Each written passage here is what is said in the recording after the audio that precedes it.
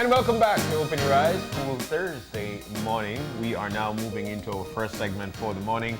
We've got an esteemed guy here with us. He's actually Father Brian Christopher from St. Martin's, the Porres Parish. He will be, of course, sharing his perspective on the Equal Opportunities Draft Bill. Father, good morning, and welcome. Thank you. Good morning. Welcome back. Yeah, welcome back And it's indeed. not Easter or Christmas.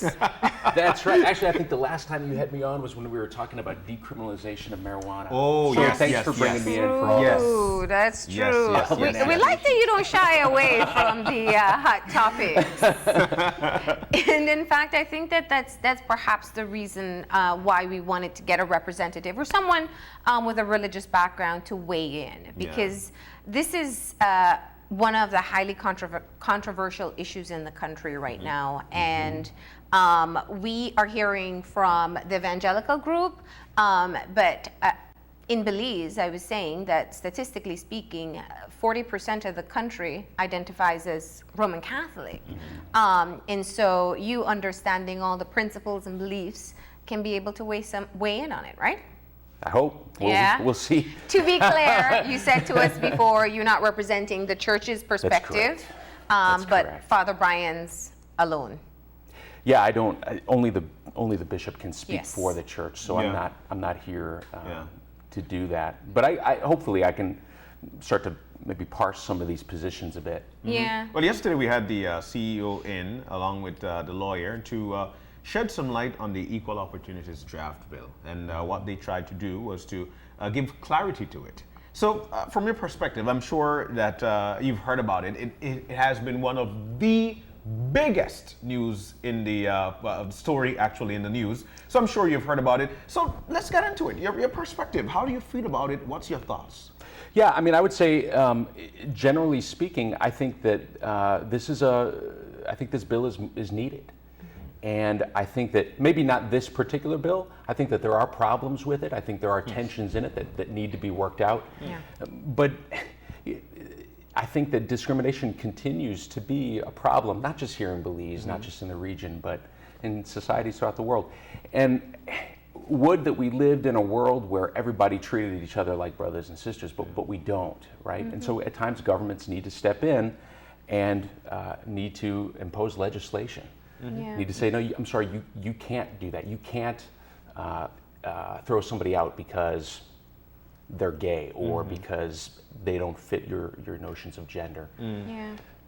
In a multicultural, multi-ethnic, multi-religious society, it's tense. So churches can have their own theologies, they can have their own philosophies, they can have their own points of view. Yeah. But when you move into a multicultural setting, then you get into a world of complexity there. Yeah.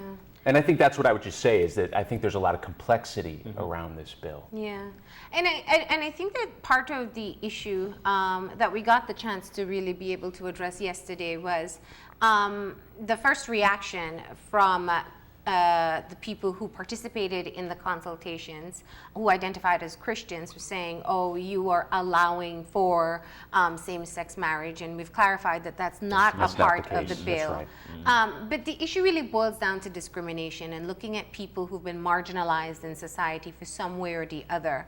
And I think that the struggle is being able to see how Christian beliefs can not align with the protection of marginalized groups. And that's where, I think that there seems to be a disconnect. What are your thoughts on that? Yeah, I mean, I think that the argument would go something like this. And let's be clear, I think the Christian groups are mostly focusing in on the LGBTQ issue, right? To the exclusion, I think, of the other 17, 18 categories that are listed in the bill. So that's important to highlight, is that this bill is not just about sexual orientation or gender identity. There are a lot of things going on. But I think the argument goes like this, that there are homosexual actions are disordered, they're sinful, and and so you don't have a right, therefore, to do that. You can't say that you have a right to marry somebody of the same gender, for instance, because this is not within the natural order. This is not within the natural law. So I think that's what the argument is. Now, the other argument, and let's be clear, I don't think Christianity speaks with one voice. I don't think we ever have historically. I think that the other thing that we would say, though, is that it's not okay to discriminate against somebody. We are brothers and sisters. We are all children of God, regardless of who you fall in love with, regardless of what your sexual orientation is, and that we have to treat each other that way. So I think that's where the tension is. Yes. In the Gospels, Jesus is very clear that the commandment is love of God and love of neighbor, and all the other laws, all the other rules, all the other commandments are summarized in that great commandment. And so if we have particular teachings of the church, and here's something that I would push back on with regards to the evangelical opposition, or even the Catholic evangelical opposition, is that if we can have teachings and we can have particular philosophies and we can have a theological understanding of human rights and human nature, but if we can't enact that with love, how authentic is it? Does it really align with the Gospels and with what we're about? You did mention at the start of it that there's some things in there that you feel are not, shouldn't be, or there are a few flaws. Can you point out to some of these? Sure. I don't know that they're flaws. Look, I'm not a legal expert, so I'm coming at this bill just looking at the bill by itself without having compared it to other bills, without having a real solid understanding even of the common law tradition that you all have here. But I think that there are some questions that I would have about the bill, and one of them would have to do with implementation. How efficiently is this going to be implemented? How efficiently will this commission work? I know that we have other commissions in this nation that maybe don't work so efficiently, and that leads to big problems. So if the complaints get tied up in this commission for long periods of time, well, where does that leave the parties then? So I think that's one point. I think a second tension has to do with the kind of distance between this commission and the government of Belize. I think that for human rights commissions to work effectively, they have to be independent of the government. So that means free from partisan politics. Are we going to be able to keep this commission free from partisan politics? If we can't, then it's useless. Its credibility is done. I think that there are a number of other tensions that need to be worked out with regards to, for instance, grant-aided religious schools.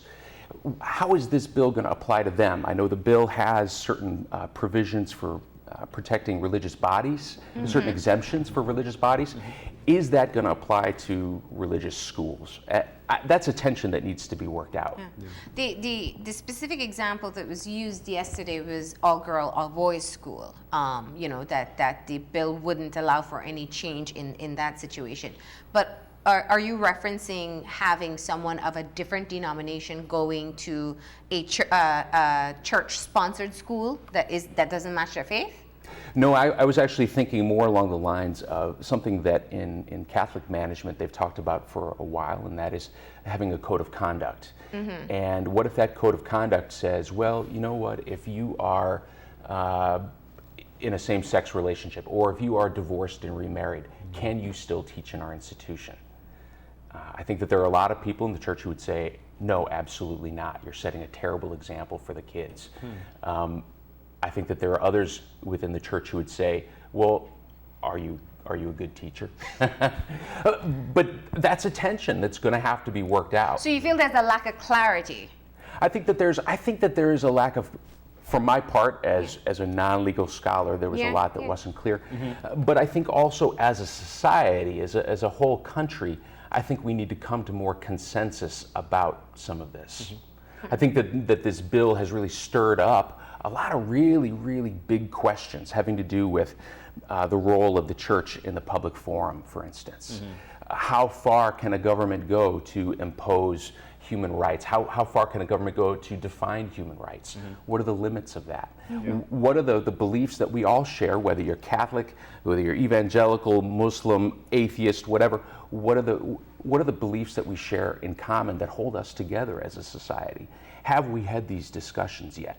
I think that this bill, one of the things that I'm excited about is the prospect of delving into some of those really big discussions. Well, I think that the challenge is that what I've heard from the opposers to the bill is that being able to have a legislation that even includes, in other words, naming or listing these particular groups is almost an acceptance by the government and a broad acceptance for the rest of Belizeans. What's your perspective on that? I mean, we know that people are gay. We know there are gay people in this country. We know that there are people, we were told, who are intersex, that there are transgender people, that there are people with HIV. So, having it in a legislation is not necessarily enforcing or creating a space. These people exist. You're right, and I think that is a problematic standpoint. The Catholic Church is fairly clear about what it teaches about homosexuality. However, the Catholic Church also teaches that one ought not unjustly discriminate against somebody because they're gay, and I think that's where we can start a conversation. That's where we can start a conversation about this. Father Brian, the Catholic Church has had one of the more progressive popes leading the institution for a while, and he speaks very openly of changes and progression that needs to happen within the church. I find it interesting sometimes that what the message is coming from the head of the institution isn't necessarily being replicated in what is being spoken publicly here in Belize, and I don't know about other countries. Yeah. How do you explain that to people? Someone who may be tuning into EWTN and feeling enlightened that Pope Francis acknowledges homosexuals and speaks of equality, or talks of even changing the dynamics of who a priest can be. Yeah. But we don't hear those types of messages being communicated in Belize. Yeah, I think what Pope Francis has done, what he's doing is not changing the doctrine of the church. He's not changing what the church teaches. Rather, he's changing our approach to how we apply this doctrine, how we actually live it out. So one of the things that Pope Francis would say, and I think this is really important for this discussion, is that your first step is to meet people where they are. So we ought to encounter people as they are, meet them where they are, and let's start the conversation there, rather than just imposing doctrine from above. So for instance, we can get lost with regards to this bill in arguments about philosophy of human nature, theology of human nature, but this isn't about philosophy or theology. This is about that young man in Orange Walk last week or the week before who was brutally beaten and then died as a result of the beating. And further insulted by having... Exactly. I mean, that's the thing that we really need to bring up. This is not about doctrine. This is about remedying a very real problem, and that is that there are men, women, and children in this nation who identify as gay, and they don't feel safe here. Yeah. And further, if I could take one step further, this is also about other marginalized groups that are largely invisible here. They don't have access to the same services that you and I have, simply because they might be in a wheelchair or what have you. Father Brian, for the most part, and one of the things about our country is that we do talk, we do relay messages, we do have discussions on certain issues, and I think that for the Equal Opportunities Draft Bill, one of the things that we've been hearing is that this bill actually prepares us for the future, prepares us to accept each other as we are. But one of the things that we're heavily reluctant, especially in our little third world country, as we're called, is change. How do we spread this message of change to have people accept each other, especially from today's date, rather than waiting for the future? How do we do this? Your perspective on it. That's a tough one. It's tough. There does have to look. I think there does have to be dialogue about this, and unfortunately, and as I mentioned beforehand, I was not able to go. I was out of the country, so couldn't go to the public forum. Yeah. But my understanding of them is that they basically devolved into shouting matches, and there's absolutely nothing Christian, I think, about that. some of the things that were reported to me about what people said, about the signs that they carried. Nothing Christian about that, right? So we need to create spaces where we really can have honest dialogue. By dialogue, I don't mean, oh, well, you disagree with me, let me tell you why you're wrong. That's not real dialogue. But dialogue where we really can learn to listen to each other and start to appreciate, even if I don't agree with you, can I appreciate where you're coming from? And I think that there are things that we need to get rid of in order to go there. I think we need to get rid of this idea of moral superiority, that because you live a certain way or of a certain type of person, that somehow you are less than, or that God loves you less. You know what? Every single one of us can look at our lives and we can see big sin in our lives, right? We're all there. We are all in need of God's mercy. Let's start there, okay? So getting rid of that. I think learning to listen, learning to ask honest questions rather than argumentative questions. I think that there are a lot of ways that we can do this. What exactly that forum is, I don't know yet. I'd love to say that the churches would be a great place to do that. I look at St. Martin's, and I think at St. Martin's, we have a very diverse population. We are not all on the same page with regards to this bill, and that's okay. That's okay. I think maybe we might be stronger because we disagree, but let's find a way to come together and talk about it. So we're actually talking about that now as a congregation, talking about how we talk about things. Yeah. And what's your approach? What is the message that you're saying? How do you talk about this in the religious context? Again, we have to agree. No, to I mean, certain, especially if you have a congregation with opposing views to this, it's kind of a smaller version of what's happening in the wider society. Right. And so if you talk to them and you say, well, let's see how we can dissect or recognize the differentiating views that exist here. I mean, how do you make a safe space for that? Because we haven't seen that publicly. I mean, you are right. It's shouting matches. It's very hateful. And very unfortunate to watch. Well, I think one thing, and I mean no offense by this, you got to get the cameras out of the room, and have people talk as people, right? I think as I said, another thing we got to do, there are certain ground rules, if you will, that we need to agree to about how we talk to one another, our willingness to listen to one another. I've been a part of small group dialogues about these sorts of issues before in other circumstances. And when people come with an openness to listen, to engage, that I don't engage you as LGBTQ agenda, rather, I engage you as another human being. Or I don't engage you as Christian evangelical, I engage you as a human being. That's fundamental to having these dialogues and creating that safe space. How you move people to that, I think you got to start with small groups, and I think you need to just take a chance and do it, and risk that people are going to get upset, and people do have strong feelings about that, and that's okay too, right? How does, and I know you're not speaking for the church, but when a person who's not been following, maybe doesn't go to church, maybe non-aligned, pays attention to what's coming out of the consultations, and people standing up and thumping the chest and saying, I'm Christian and this is what the Bible says and how dare you.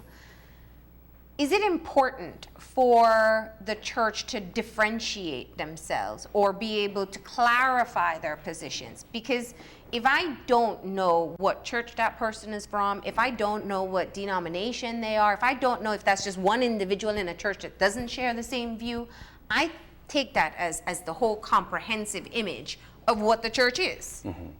I mean, and I would challenge the assumption, right, that if you hear one person talking from a Christian perspective, that person does not represent the diversity of the Christian tradition, the richness of the Christian tradition.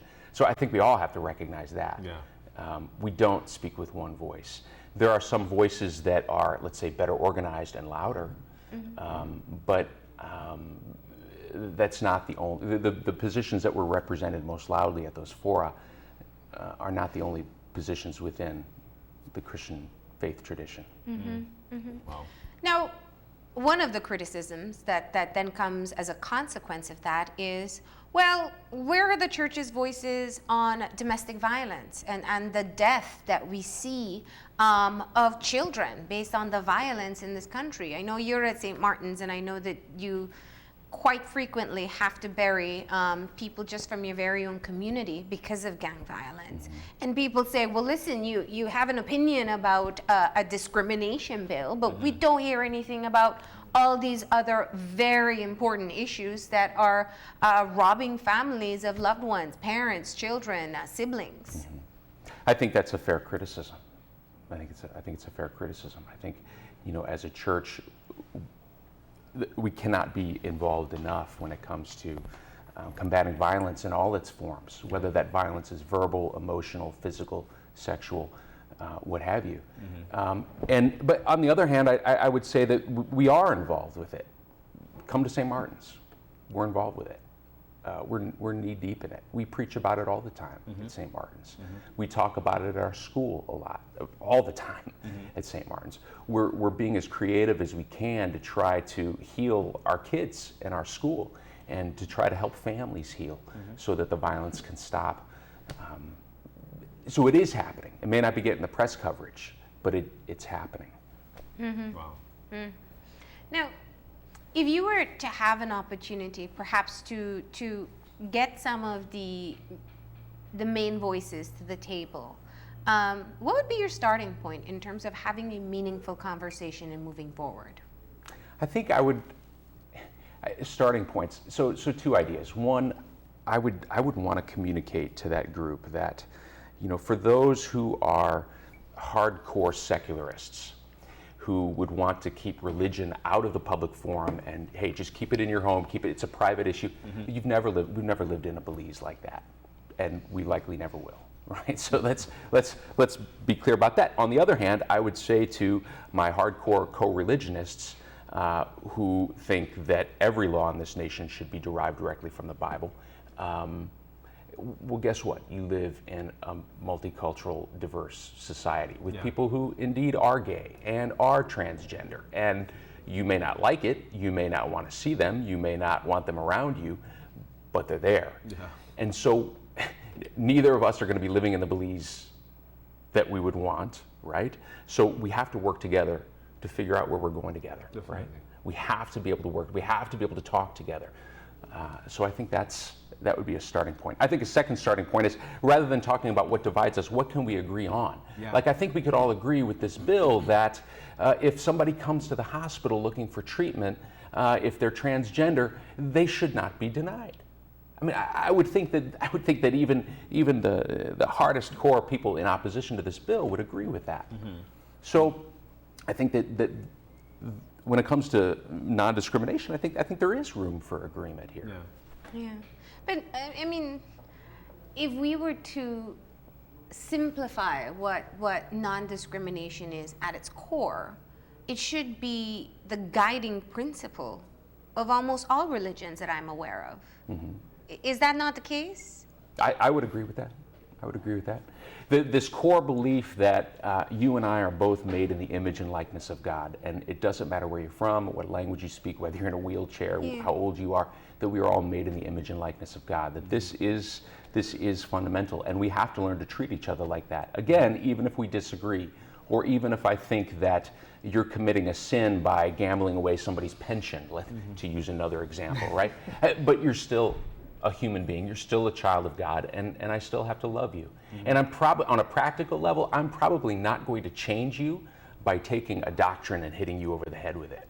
And this is another thing that Pope Francis has talked about, that the teachings of the church are not meant to be a club to beat people with. The Bible is not meant to be a club to beat people with. The way that Jesus worked was with love.